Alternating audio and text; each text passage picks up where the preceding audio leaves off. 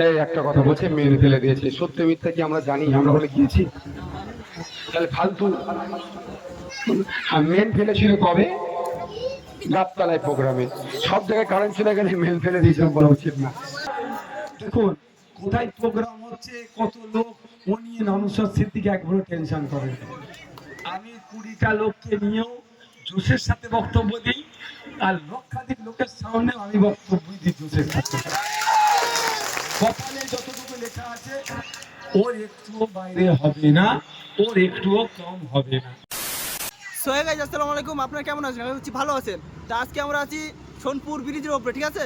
আর ভাই কি বলছি সেটা দেখো। তো এখন আমরা যাবো এখান থেকে কিন্তু বানিয়াড়া বলে জায়গাটার নাম। ওখানে আসছেন সকলের প্রিয় পীরজাদা নওশাদ সিদ্দিকী ভাইজান। তো ওখানকার আবেগ পরিবেশ আপনাদের সামনে তুলে ধরার জন্য আজকের এই ভিডিও। আমরা কিন্তু এসেছি কিন্তু সোনপুর ব্রিজের উপরে আসি, এখান থেকে চলে যাবো সিধা বানিয়াড়াতে। তোমরা ভিডিওটাই শেষ পর্যন্ত দেখতে থাকো। আর হ্যাঁ, ওখানে গিয়ে নওশাদ ভাইয়ের ওই যেখানে আসে সেখানে গিয়ে দেখাচ্ছি, ঠিক আছে আপনার সঙ্গে? বাই। সো ফাইনালি কিন্তু চলে আসলাম সেই প্রোগ্রামে। এখানে আছেন সকলের প্রিয় পীরজাদা নওশাদ, সেগুলো তোমাদেরকে দেখানোর জন্য। আপনারা বলে যারা নতুন অবশ্যই চ্যানেলে সাবস্ক্রাইব করে পাশে থাকা চলো তোমরা ভিডিওটি দেখতে থাকো। আর যে যেখানে বেশি বেশি এখানে কিন্তু আসছেন কিন্তু সকলের প্রিয় পীরজাদা নওশাদ সিদ্দিকী। আর কিছুক্ষণ পর সেই ভিডিও তোমাদেরকে দেখানোর চেষ্টা করি। দেখতে পাচ্ছেন তারা কিন্তু আবাস যোজনার ঘর পায় না। এর নাম হচ্ছে বাংলার মুখ্যমন্ত্রী মমতা বন্দ্যোপাধ্যায়। একটা অপদর্থ মুখ্যমন্ত্রী আমি মনে করি, দেখতে পাচ্ছেন যাকে বাংলার মানুষের জন্য ভাবেনি। তাই তিনি তার নেতৃত্বের কথা ভেবেছেন, তিনি তার কথা ভেবেছেন।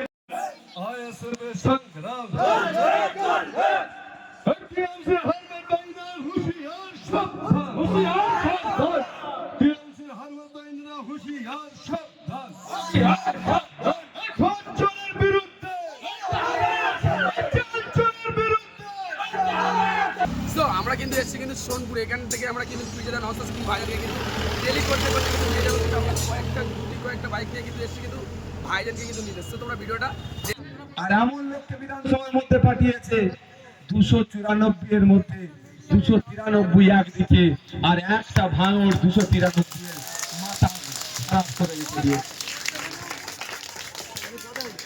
সার্টিফিকেট আপনি আমাকে দিলেন যে আপনার সাথে আমি কোনো প্রতারণা করিনি। তাহলে পুরস্কারটাও তো আপনার কাছে আমি আশা করবো ভাই। এই পুরস্কার আশা করতে পারি? কারা চাইছেন যে পুরস্কার আশা করুন? ভাই হাত তুলুন তো। পুরস্কার আশা করতে পারি তো আপনাদের কাছে? মা, যেভাবে 5 বছর আপনাদের ভোট নিয়ে শুধু ভাঙড়ের মানুষের নয় রাজ্যের মানুষের জন্য লড়াই করে গিয়েছি, সরকারি কর্মচারীদের প্যাকেট দিয়ে পাচ্ছে না কেন তার আওয়াজ তুলেছি। দলিত আদিবাসী হিন্দু মুসলমান নির্বিশেষে তারা তার অধিকার পাচ্ছে না কেন আওয়াজ তুলেছি। হসপিটালে ঔষধ নাই, হসপিটালে ডক্টর নাই কেন তার আওয়াজ তুলেছি। স্কুলে টিচার নাই কেন তার আওয়াজ তুলেছি। এবং কৃষকরা তার উৎপাদিত ফসলের সঠিক দাম পাচ্ছে না কেন তার আওয়াজ তুলেছি। লেদার কমপ্লেক্সে যারা কাজ করছে তাদের মিনিমাম ওয়েজেস ঠিকঠাক নাই তার কথা বলেছি। এবং এসটিএসসি সার্টিফিকেট কেন আজকের দিনে প্রচলন হচ্ছে তার বিরুদ্ধে কথা বলেছি। এক কথাই মানুষের জন্য আওয়াজ তুলে গিয়েছি। যে আওয়াজ তোলার কারণে সরকার দেখবেন বিজেপির যেখানে 77টা বিধায়ক আছে সেখানে অত চাপাচাপি নেই, সেখানে অত হই হই নেই। একমাত্র সংযুক্ত মোর্চা তথা খান চিহ্নের এক বিধায়ক আটকানোর জন্য স্পেশাল অবজারভার দিচ্ছে, কিন্তু আমাকে আটকাতে পারেনি। আমাকে আটকাতে না পেরে আমার ভালোবাসার মানুষদের উপরে অত্যাচার হয়েছে, অনাচার হয়েছে, মারধর হয়েছে, জেল খাটিয়েছে, খুন করেছে, বাড়িতে আগুন লাগিয়েছে, কিন্তু আমার ভালোবাসার মানুষদেরকে আমার কাছ থেকে দূরে সরাতে পারেনি। তাই যে ভালোবাসা দিয়ে আপনারা আমাকে আগলে রেখেছিলেন এই ভালোবাসার কাছে আমি বারবার পরাজিত হয়েছি। আগামী দিনে সুযোগ দিলে আবার পরাজিত হওয়ার জন্য প্রস্তুত আছি। পুরস্কারটা কি আমি আপনাদের কাছ থেকে পেতে পারি? পুরস্কারটা কি হতে পারে বুঝতে পারছেন কি? আগামী 29 এপ্রিল আসছে দিন, খান চিহ্নে ভোটটা দেওয়াটাই হবে পুরস্কার। কি মা, পুরস্কার দেবেন তো আমাকে? বাপেরা, এদিকে মায়েরা, দেখুন কোথায় প্রোগ্রাম হচ্ছে, কত লোক, ও নিয়ে নওশাদ সিদ্দিক একবারও টেনশন করেন না। কেন বলুন? আমি 20টা লোককে নিয়েও জোশের সাথে বক্তব্য দিই, আর লক্ষাধিক লোকের সামনে আমি বক্তব্য দিই জোশের সাথে। কপালে যতটুকু লেখা আছে ওর একটুও বাইরে হবে না, ওর একটুও কম হবে না। যেমন সাথে সাথে রাজ্জাক খান খুনের জন্য তার জেল জরিমানা হোক, সেটাও আমি আওয়াজ শুনি। কিন্তু কোনো মানুষকে এরকম দিন দুপুরে খুন করা অনুচিত, এটা আইন বহির্ভূত। কিন্তু প্রশ্ন এসে যাচ্ছে, খুনটা করলো কে? সরি, আঘাতটা দিল কে? আক্রমণটা দিল কে? আক্রমণটা করলো কি? বিডিও অফিসের সামনে নিশ্চিতভাবে সিসিটিভি আছে, ভিডিও সিসিটিভি আছে, ক্যালকাটা পুলিশের সিসিটিভি আছে, ওখান থেকে দেখলে জানা যাবে। তবে আমার একটা জিনিস খুব সন্দেহ হচ্ছে, সরকার স্যার একটা বক্তব্য দিয়েছিল, দরকার লাগলে 4-5টা লাশ পরে বলুক, ভাঙর ওনার চাই। কে করেছো আমি বলতে পারবো না, কিন্তু আমার মাথায় হঠাৎ এটা এসে গেল, এটা সঠিক তদন্ত হওয়া দরকার। আর গত রাত্রে আমি লাস্ট প্রোগ্রাম করেছি জাগলগাছি অঞ্চলে ফুলবাড়িতে, ওখানেও বলেছিলাম সরকার সাহেব গুনে গুনে গোল খাচ্ছে আইএসএফ এর কাছে। এবার উনি অন্য একটা পন্থা নিয়েছে। কি পন্থা? দুটো পন্থা। আমাদের নেতৃত্বদের কাছে টাকার ব্যাগ নিয়ে যাচ্ছে, তাই তোরাই আমার দলে চলে আয়, নাহলে বসে পড়। আর একটা, তার দলের নেতা কর্মীদেরকে খুন করে দিয়ে আইএসএফ এর নামে দোষ চাপাতে পারে। এই দুটো পন্থা নিয়েছে। তো আজকে এই যে আক্রমণটা হলো, এটা সঠিক তদন্ত হলেই জানা যাবে। আমি আশা করব বিজয়গঞ্জ থানার দায়িত্বশীল অফিসাররা যারা আছেন, ইন্সপেক্টর সাহেব থেকে যারা আছেন, ওসি অ্যাডিশনাল ওসি সাহেবরা যারা আছেন, এবং সর্বোপরি ভাঙড় থানার যে ডিসি স্যার আছেন, এসি স্যারেরা যারা আছেন, তারা এটাকে তদন্ত করুন। যে বা যারা যুক্ত, একটাও না ছাড় পায়, তাই তো নাকি? আমি আবার ফিরে আসি আমাদের বক্তব্য।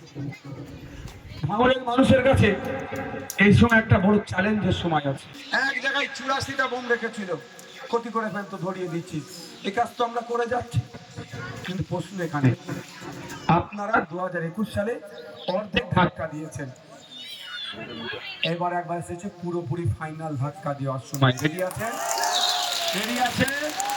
পুরোপুরি ধাক্কা দিতে হবে। বাংলার মানুষের কাছে বার্তা দিতে হবে, ভাঙড়ের মানুষ কোনো নটোরিয়াস ক্রিমিনালকে পছন্দ করে না, ভাঙড়ের মানুষ কোনো বোম মারা লোককে পছন্দ করে না, ভাঙড়ের মানুষ কোনো হিংসা চলে সেই লোককে পছন্দ করে না। একদিকে যে বোম বাঁধে, গুলি চালাবার কথা বলে, 5-7টা লাশ পড়ে যাবে, ভাঙড় উদ্ধারের কথা বলে, একদিকে থাকবে, আর অপরদিকে নওশাদ সিদ্দিকী আছে, মানুষের অধিকারের কথা বলে। সে হিন্দু হতে পারে, দলিত হতে পারে, আদিবাসী হতে পারে, মুসলিম হতে পারে, মহিলা হতে পারে, পুরুষ হতে পারে, ছাত্র হতে পারে, যুবক হতে পারে, সরকারি কর্মচারী হতে পারে, বা পার্ট টাইম যারা জব করছেন, বা ইনফরমাল সেক্টরে যারা কাজ করছেন, তাদের অধিকারের কথা বলে। এবার আপনাদের সামনে কাকে আপনি চুজ করবেন, কাকে আপনি ভোট দেবেন, আগামী 29 এপ্রিল আপনারা ডিসাইড করুন। তবে আমি অনুরোধ করব, যদি রাজ্যের মানুষের কাছে ভাঙড়কে মডেল হিসাবে দেখাতে চান, ভাঙড়কে যদি ফলো করে সম্পূর্ণরূপে, তাহলে এটা আপনাদের কাছে একটা গোল্ডেন চান্স।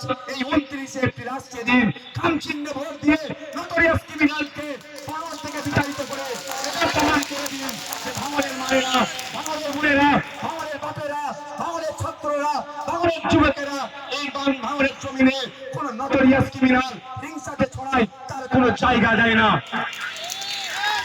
কি বলছি? আমরা চাইবো আগামী দিনে আমাদের রেকর্ডটা ভাঙুক ভাঙড়ের, তাই না?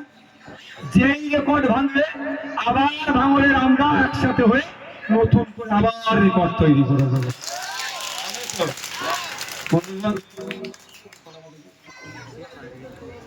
বন্ধুগণ, তাই আমাদের কাছে একটা সুযোগ এসেছে যে আমরা প্রমাণ করবো রাজ্যের মানুষের কাছে যে তোমরা খুনি, মারপিট করা, যাই যা আছে কেন, তোমরা বিধায়ক করবে কি করবে না তোমাদের ব্যাপার, কিন্তু ভাঙড়ের মানুষ কি করবে? খামচিহ্ন ছাড়া অন্য কোনো জায়গায় ভোট দেবে না। বন্ধুগণ, জবাব দেওয়ার আমাদের কাছে সময়, বোম মারবে, একদিন যদি ওরা বোমাবাজি করে বুথ দখল করতে চায়, বাড়ি ঘর থেকে বাড়ি আসতে হবে, দলবদ্ধ হতে হবে, ঐক্যবদ্ধ হয়ে নারী পুরুষ নির্বিশেষে মাঠে নামতে হবে।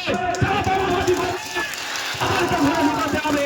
আর একদিন যদি আপনি ঘরের বাইরে বার হন, এই দুর্বৃত্তরা আপনাকে দেখে এলাকায় থাকার সাহস পাবে না, এলাকা ছুটবে। আর একদিনের জন্য ওদেরকে হারাতে পারলে 5 বছর আর নয়, শুধু আগামী দিন বোমাবাজির আর গুলি গালার কোনো কথাই ভাঙনে থাকবে না। এবার আমাদের কাছে একটা ফাইনাল চান্স এসেছে। যদি এই ঘাটটাকে আমরা পার করতে পারি, এই পর্বটাকে যদি আমরা পার করে দিই, আগামী যুগ যুগ ধরে ভাঙরে আর হিংসা, মারামারি, খুনোখুনি, বোমাবাজির জায়গা থাকবে না। কারণ আমি আপনাদের ছোট্ট একটা উদাহরণ দিই। বসো, উদাহরণটা এটাই, 2023 সালের আগে ভাঙড়ে কি তৃণমূল ছিল না? ছিল তো। কিন্তু 2023 সালের আগে কি আইএসএফ এর সাথে ভাঙড়ের নেতাদের, তৃণমূলের নেতাদের কি মতলৈক্য হয়নি? ঠেলাঠেলি হয়েছে, আমাদের নামে মিথ্যা মামলা দিয়েছে। কিন্তু এটা বলতে পারবেন, একটা উদাহরণ দিতে পারবেন, কোন মায়ের কোল খালি তৃণমূল করেছে? কোন মাকে স্বামী হারা করেছে? কোন ছেলেকে পিতা হারা করেছে? সেই নেতারা আজকে খুন করা, পিতা হারানো মানে হিংসাত্মক হয়ে উঠলো কেন? 2023 সালের আগে ওদের কানে নটোরিয়াস ক্রিমিনাল বিষ ঢুকায়নি। যেই থেকে নটোরিয়াস ক্রিমিনালটা দায়িত্ব পেল, ভাঙড়ের তৃণমূল নেতাদের কানে বিষ ঢুকাতে শুরু করলো। তাই আমরা সর্বপ্রথম যদি নটোরিয়াস ক্রিমিনাল মাইনাস ভাঙড় করে দিতে পারি, আবার কান থেকে আমরা বীজগুলোকে ভালোবাসা দিয়ে বার করে দেবো। আমি বলছি না তৃণমূল সাফ করে দেবো, গণতন্ত্রে বিরোধীকে সাফ করতে নয়। গণতন্ত্রের বিরোধীরা যত শক্তিশালী হবে, গণতন্ত্র ততটাই সুরক্ষিত থাকবে। তাই তৃণমূল থাকবে, বীজযুক্ত কানওয়ালা তৃণমূল নয়। যেখানে বীজ ঢুকাচ্ছিল সরকার সাহেব, তাকে এখান থেকে মাইনাস করবো, তাকে এখান থেকে হারাবো। দেখবেন আবার 2023-এর ভাঙড় ফিরে আসবে। সেখানে কি হবে? এই খুনোখুনি, হানাহানিটা বন্ধ হয়ে যাবে। এই দায়িত্বটা আমাদেরকে নিতে হবে। আর নাহলে কি হবে জানেন? এই আপনাদের 1 নম্বর ব্লকের চারুলগাছি এক নেতা, তৃণমূলের নেতাকে ক্যানিং পূর্বে সিট দিয়েছে, আপনারা জানেন তো? যে সিট দিল, সিট দেওয়ার সাথে সাথে তৃণমূলের নেতারাই, ও বহিরাগত, ওর চরিত্র খারাপ, ও এই বাজি করে, ও সেই বাজি করে করে ভাঙড়ের লোককে এসে বদনাম করলো। ভালো করে বুঝবেন আমি কি বলছি। ভাঙড়ের মানুষ ক্যানিং পূর্বে তৃণমূলের ঝান্ডা নিয়ে দাঁড়িয়েছে, তাতেই তৃণমূলের ক্যানিং পূর্বের নেতাদের গোসা হচ্ছে, ও বহিরাগত হয়ে গেল। তাহলে ক্যানিং পূর্ব থেকে যদি কেউ ভাঙড়ে এসে তৃণমূলের ঝান্ডা নিয়ে দাঁড়ায়, তাকে কি জামাইয়ের আদর করতে হবে আমাদের নাকি? আমাদের ভাঙড়ের ছেলের সাথে ক্যানিং এর তৃণমূলের নেতারা যে খারাপ আচরণ করেছে, তার জবাব এখানে তৃণমূল করে যাও, তাদেরকে দিতে হবে। সত্যিকারের যদি আপনারা ভাঙড়বাসী হন, এই সেন্টিমেন্ট যদি আপনাদের থাকে, উনি এখান থেকে গেলে বহিরাগত, আর উনি এখান থেকে গেলে কি শ্বশুর বাড়ি আসছে নাকি? আমরা জামাই খাটি তাকে করতে পারবো না। হ্যাঁ, যিনি গিয়েছেন তৃণমূলের ক্যানিং পূর্বে, ভাঙড়ের ছেলে প্রতিদ্বন্দ্বিতা করছে, এটুকু জানিয়ে রাখি, তার প্রতি আমার কোনো সফট কর্নার নাই। কিন্তু এখানে বহিরাগত বলে যেভাবে ভাঙড়ের লোককে দেখে দেওয়া হচ্ছে, আমি ভাঙড়ের বিধায়ক হিসাবে দায়িত্ব বুঝতে তো আমার লাগবে, তাই না?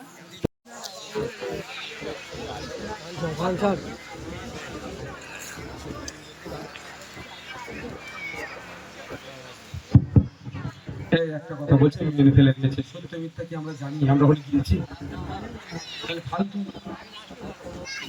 মেঘ ফেলেছিল কবে? গাবতলায় প্রোগ্রামে। সব থেকে কারেন্ট চলে গেলে মেঘ ফেলে দিয়েছিলাম, বলা উচিত না। তবে একটা কথা বলবো, স্বামী বিবেকানন্দজির কথা, সারাদিন চলার পথে যদি কোনো বাধার সম্মুখীন না হও, জানবে তুমি ভুল পথে পরিচালিত হচ্ছ। যদি মেনটা খেলে, স্বামীজি একজন শুধু ধর্মগুরু বলে আমি মানি না, তাকে আমি একজন দার্শনিক হিসাবে মানি। তিনার কথা অনুযায়ী একজন দার্শনিক বা ধর্মগুরু, তার কথা অনুযায়ী তাহলে আমরা সঠিক পথে চলছি অন্তত। করা ভাই, যেদিকে যাবে কাটবে, আসতে গেলেও কাটবে। তুমি মেন ফেললেও তোমাকে বলবো, না ফেললেও তোমাকে বলবো। কারণ তুমি বাংলার ভবিষ্যৎকে খারাপ করেছো। তোমার হাত ধরে বাংলায় বিজেপি এসেছে, তোমার হাত ধরে আজকে ভোটার লিস্ট ডিলিট হচ্ছে, তোমার জন্যই আজকে আন্ডার অ্যাডজুডিকেশন হয়েছে, মমতা ব্যানার্জির জন্যই লজিক্যাল ডিসক্রিপেন্সি হয়েছে। 12টা রাজ্যে এসআইআর হয়েছে, কোন রাজ্যে লজিক্যাল ডিসক্রিপেন্সি নাই, কোন রাজ্যে আন্ডার অ্যাডজুডিকেশন নাই। পশ্চিমবাংলায় হলো কেন?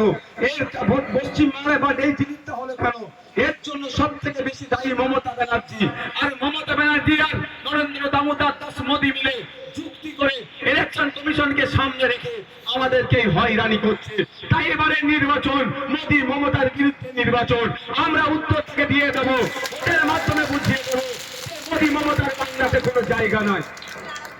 আর ভারত পশ্চিমবাংলায় বিজেপিকে তো মোদী এই মমতা দিদি নিয়ে এসেছে। এসআইআর নিয়ে বলেছে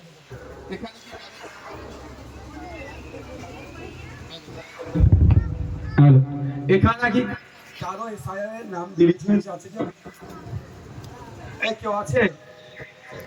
আপনার